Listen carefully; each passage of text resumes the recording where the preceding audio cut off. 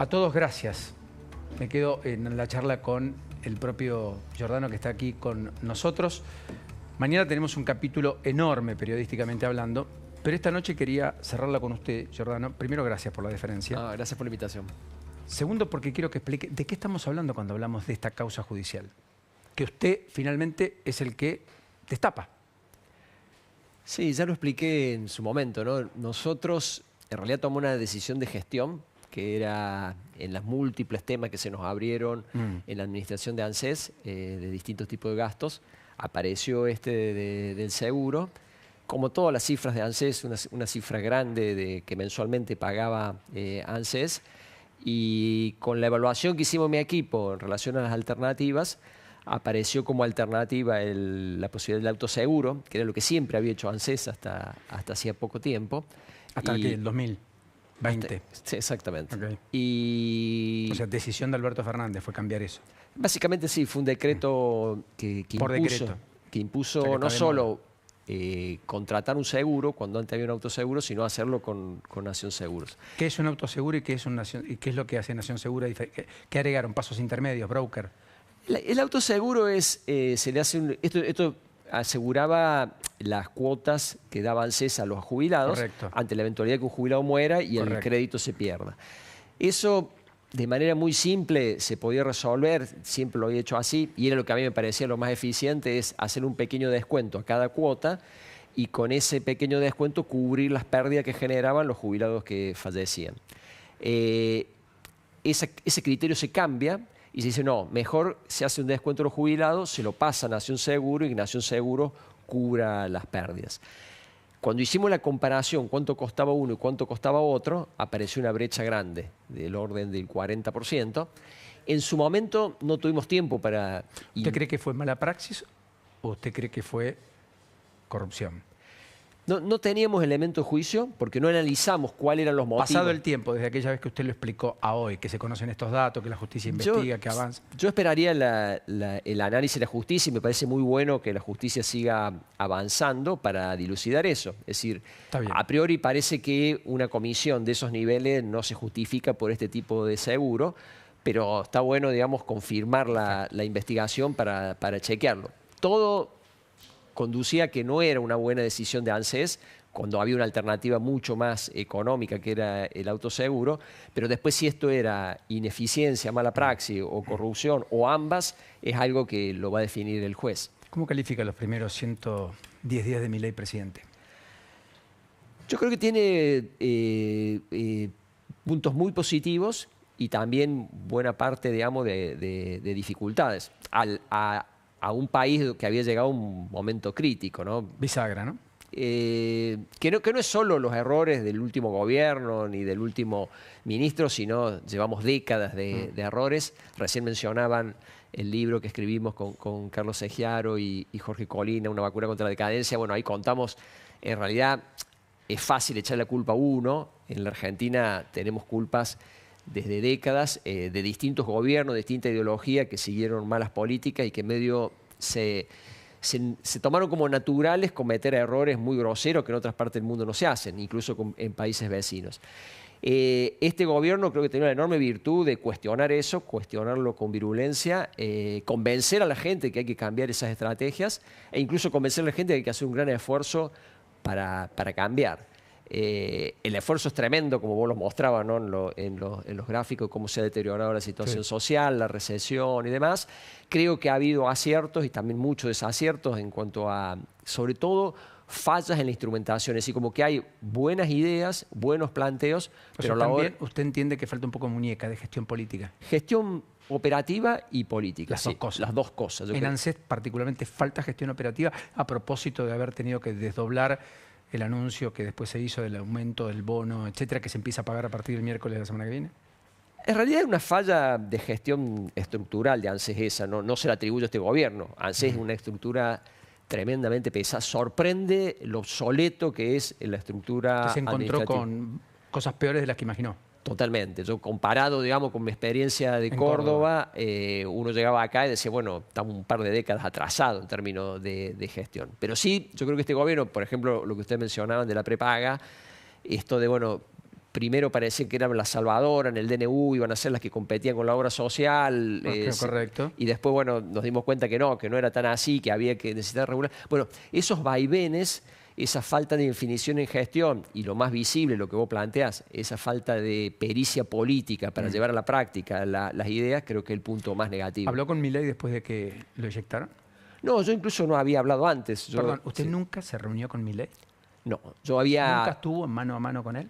Yo había hablado hace bastante tiempo como excusa del libro, ya les llevé el libro, pero estamos hablando de hace, no me acuerdo, 1 año, 2 años, pero después ya en... ¿Quién lo convocó para ser titular de ANSES? Sandra Petovelo. Petovelo, sí. O sea que su diálogo fue siempre con Sandra Petovelo. Sí, y de hecho Sandra no me conocía personalmente, yo estaba en el exterior, me habló, me dijo que conociendo nuestros antecedentes, creo que habiendo visto lo que habíamos hecho en Córdoba, tomaron la decisión de convocarnos. A mí me sorprendió positivamente, porque bueno, eligen a alguien en función de que están convencidos de que sirve para las cosas y no por amiguismo. Y en función de eso tomamos la decisión de hacernos cargo de ANSES. Y después pasaron cosas. Y después pasaron algunas cosas, sí. ¿Siente que lo echaron por el voto de su esposa? Yo creo que sí, yo creo que por ahí se creen cosas más complejas. Eso fue así, lineal. Yo creo... Alguien se enojó y dijo, para mí fue un enojo y lo canalizó por ese lado. Lo que sí, bueno, recién usted lo mencionaron, no había ningún acuerdo político con Schiaretti. Con Schiaretti. Correcto. Como te digo, a mí me habló Sandra por los antecedentes y por eso me llamaron y bueno. ¿Cuánto maneja Lule Menem de ANSES? No sé, yo con mí, no, yo nunca hablé con él y a mí, eso sí, Sandra fue muy clara y muy contundente. Vos manejate con independencia, obviamente reportándome, pero con independencia. De hecho, las áreas clave fue parte de mi equipo la que lo manejó y en ningún momento tuvo interferencias. ¿Usted está como titular del Lieral ahora? Exactamente, el cambio de rol. Volvió al sector privado, ya. Sí, volví a la fuente, porque fue mi primer trabajo, el Lieral de la Fundación Mediterránea, cuando yo era estudiante de Ciencia Económica, hice mi primera pasantía en el Lieral, con lo cual se me mezclaron cosas con la convocatoria y me gustó porque, bueno, es trabajar en lo mismo desde otro área. Bregando porque finalmente las cosas ocurran, sucedan. Totalmente. Y no sigamos teniendo frustraciones. Exactamente. En ese sentido, ¿qué es lo que más le preocupa y ocupa de este momento bisagra, uno diría, en términos de la gestión para un gobierno que todavía está, en cierta manera, en gestación? Inclusive hubo algunos desplazamientos el fin de semana de funcionarios, hubo reacomodamientos de cartera, Luis Caputo absorbe más funciones. Usted sabe a qué me refiero. Casi un funcionario cada 10 días le renunció a Milei, o se fue. En las condiciones en las que usted marca. ¿Dónde pondría usted el acento centralmente para que, si en el gobierno lo están escuchando, tomen nota en el buen sentido de apoyo? No, yo en la cohesión del equipo me parece importante. ¿Cree que no hay cohesión? Es muy malo esto de la permanente rotación y que eso ayudaría mucho a llevar a la práctica estas buenas ideas que planteó el presidente, por ejemplo, en el Pacto de Mayo. De hecho, yo me imagino el Lieral colaborando en eso, ¿no? En que esas buenas ideas se le dé forma, se las desarrolle, se le busque consistencia y ayudarlo al gobierno a llevarlo a la práctica. Creo que ahí esa sería la manera de aprovechar este enorme esfuerzo que están haciendo los argentinos. Cuando uno dice Pacto de Mayo, ¿qué está queriendo decir? A partir de mayo, ¿qué podría ir a aflorarse y qué cosas cambiar para que nos está viendo hoy en su casa a esta hora? No, empecemos a cambiar la ley de coparticipación, el sistema tributario, ordenar el sistema previsional, la legislación laboral, integrarnos mejor al mundo. Todas estas reformas que en el Lieral, me acuerdo cuando yo entré, ya se estaban a fines de los 90 discutiendo, en la década del 80, digamos. Y que nunca las terminamos de concretar y que en cierta medida nunca terminó la sociedad argentina de convencerse de que era necesaria. Yo creo que el enorme progreso que hemos hecho y que este gobierno es el principal responsable es que la gente se convenció que es por ahí y que está dispuesto a apoyarlo. Por eso no desaprovechemos esa oportunidad y las concretemos. ¿Cuánto riesgo hay de hacer un espejo de los 90? Porque todas esas ideas de fines de los 80, en muchos de los casos, en los 90 se instrumentaron.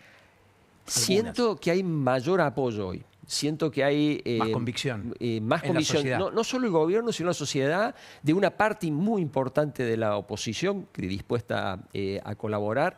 Creo que en los 40 años de democracia nunca se vio una orientación de este tipo, que creo que es una oportunidad inédita, porque es la manera de parecernos más a Uruguay, a Chile, digamos, los países normales. Por ejemplo, hacer una reforma laboral que nunca se pudo abordar en 40 años. Exactamente. Una reforma laboral, una reforma tributaria, una reforma del sistema previsional. ¿Usted cree que tiene que ser aumentada la edad jubilatoria también en la Argentina? Que ese es un debate que hay que darlo para sanear uno de los gastos más importantes o la inversión más importante del Estado. La edad de 65 años no está tan desfasada respecto a nuestra demografía. El problema es que mucha gente se jubila antes de los 65. Entonces, una reforma ordenadora del sistema previsional es que tendamos a que todos seamos iguales ante la ley previsional. ¿Y eso incluye mujeres y hombres en términos de edad? Creo que sí. A los 65 todos. Deberíamos tender, lo que no podemos hacer es cambiarle las reglas a la gente cuando está a meses a jubilarse. Siempre es progresiva, 2035, qué sé yo. Lo hizo Uruguay, por ejemplo. No hace tanto, no está tan lejos, ¿no es cierto? Y dijo, bueno, a partir Macron en Francia. Sí, y eso nos ayudaría mucho. Yo no creo que sea el problema 65, sino todos los que se jubilan antes. ¿Cree que va a tener éxito el gobierno? Yo confío que sí, yo confío... Aún después de cómo lo desplazaron. Sobre todo por esto que le digo, no tanto por el gobierno, que insisto, tiene un enorme mérito de haber liderado, instalar estas ideas, sino por lo que se percibe en la sociedad. Y sería una pena que desaprovechemos esta oportunidad. ¿Ve el peronismo reinventándose desde un lugar distinto al kirchnerismo? Sí, y el ejemplo creo más concreto bueno, hablo, digamos, por lo que tengo más cercano, ¿no? Que es Juan Schiaretti. Lo veo al peronismo con la madurez y la capacidad de aprovechar. De hecho, bueno, Zarzuela dijo que va a apoyar el Pacto de Mayo. En el Congreso veo que hay buena predisposición. Creo que la falla, lo que pasó con la ley base, no fue por oposición, sino por errores políticos de cómo se instrumentó el proyecto, con lo cual, con un poco más de pericia política, creo que se puede lograr. Pericia política no es poco eso igual. No es poco, pero es imprescindible. Gobierno sí. Todavía sí. En gestación. Pero que ha dado muchos pasos muy importantes, porque que estemos discutiendo las cosas que estamos discutiendo hoy, en desmedro de las que discutíamos hasta ayer nomás, ya es un salto cualitativo. Después podemos reprochar los Mira, modos. En nuestro libro lo decía que nosotros escribimos el libro pensando que estábamos diciendo cosas políticamente incorrectas, y medio lo hacíamos culposamente, ¿no? al planteo de estas ideas. Que ahora, digamos, se discutan abiertamente y que la gente lo apoye, me parece un progreso enorme. Que claramente pensemos que es por ahí la cosa, ordenemos el sistema tributario, ordenemos la legislación laboral, ordenemos el sistema de coparticipación. Creo que son cosas centrales que son las decisivas para que la Argentina cambie de rumbo y empiece a salir de la decadencia. ¿Cree que hay efectivamente una línea divisoria a partir de los debates en la Argentina tras lo que sucedió en los primeros 100 días? Una línea divisoria, un antes y un después, quiero decir, no solo para el gobierno, sino también para la oposición, en la dinámica de entenderse en esta rara avis que significa tener un presidente sin gobernadores, sin intendentes y con minoría en el Congreso. En el campo de las ideas, sí. Yo creo que hay ideas nuevas, que no son nuevas fuera de la Argentina, pero para la Argentina son revolucionarias, disruptivas y que son la solución. En el campo de la operación, ahí creo que todavía hay fallas. Pero sí veo a la oposición madura, predispuesta a colaborar. Solo falta lograr, digamos, operativizar esa buena predisposición. No puedo dejar de preguntarle por lo que ha ocurrido con los jubilados en este tiempo, ¿no? Porque definitivamente venían retrasándose, venían corriendo la de atrás, venían siendo los que pagaban los platos rotos y no fue la excepción. También ocurrió en este gobierno. Sí, y de hecho perdieron mucho. Mucho, es durísimo. 30%, durísimo. Es una locura. Sí, durísimo, diría, a niveles peores que la crisis del 2002. ¿Peor que el 2002? Peor que el 2002, sí. Creo que innecesariamente se podría haber hecho menos daño. Por ejemplo, mejorar los bonos. Mejorar los bonos, pagar las deudas, empezar ya, digamos, a resolver estos problemas de mala organización. El sistema previsional también tiene muchas reglas de mala organización que podrían hacerlo. Yo no digo que sea fácil, en el mundo es difícil el tema previsional, ninguna resolución es mágica e inmediata, pero podríamos haber evitado una pérdida tan grande. Estamos a tiempo. Y valoro mucho que, por ejemplo, en el Pacto de Mayo, uno de los 10 puntos sea el tema previsional. Giordano, lo último. ¿Cree que la economía pierde mucho este año?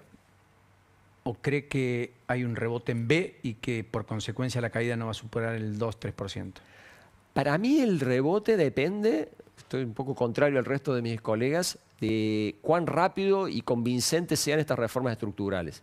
Si el gobierno muestra que ahora sí la ley ómnibus, la reforma tributaria avanza, que el pacto de mayo no es solo la foto, sino que es un contenido y que se avanza con convicción en empezar a instrumentar esas reformas, como por ejemplo la tributaria, la coparticipación federal, yo creo que la recuperación puede ser rápida. ¿Y si eso no está? Podemos ir al escenario peor, ¿no? Que sea todo un esfuerzo nuevamente desaprovechado, una nueva oportunidad que la Argentina desaprovecha. Dios quiera que no. Muchas gracias. Gracias a vos. Enorme placer. Hasta la próxima. Pausa, ya venimos.